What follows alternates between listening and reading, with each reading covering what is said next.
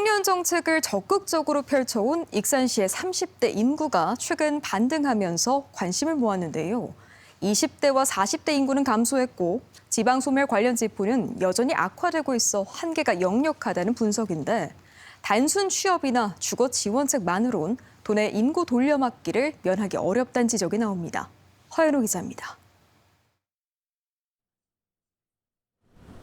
국내 최초로 청년시청까지 세우고 지난해에만 409억 원의 사업비를 투입해 각종 청년 정책을 펼쳐온 익산시.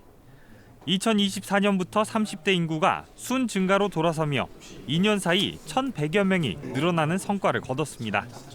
지역 기업에서 일하는 청년에게 3년 동안 월 30만 원을 지급하는 근로청년 수당과 같은 정책은 물론 주거 지원책이 효과를 봤다는 분석입니다. 대규모 공동주택 입주 시기에 맞춰서 주거 지원 정책이라든가 청년 지원 정책이 결합이 돼서 청년 인구 유입, 정착으로 이루어지지 않았나. 하지만 인구 소멸 지표는 여전히 반등하지 못하는 모습입니다. 20세에서 39세 여성 대비 65세 이상 인구를 나타내는 지방 소멸 위험 지수는 더 나빠져서 관리에서 경계 단계로 진입했습니다.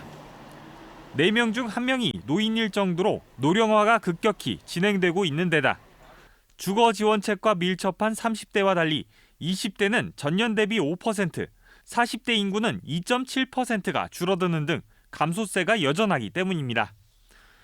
전주나 비슷한 규모의 군산도 사정은 마찬가지로 청년 인구가 줄며 소멸 위험 지수가 더 나빠졌습니다. 급여 같은 부분도 그렇고 아무래도 지방보다는 수도권이 훨씬 더 좋은 조건들을 많이 가지고 있으니까 대부분이 수도권으로 올라가려고 하는 것 같아요.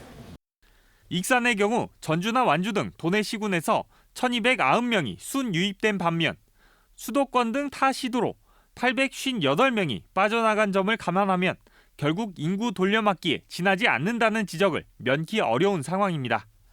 문제는 일자리를 많이 찾는 20대, 40대 인구가 줄고 있다고 하는 거고요.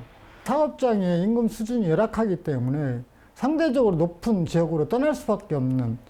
전북 14개 시군 중 무려 8개 시군이 위험 단계를 기록하는 등 지방 소멸 관련 지표는 갈수록 악화되고 있는 가운데 결국 산업구조 개편과 같은 근본적인 대책 없이는 한계가 있을 수밖에 없다는 지적입니다. MBC 뉴스 허연호입니다.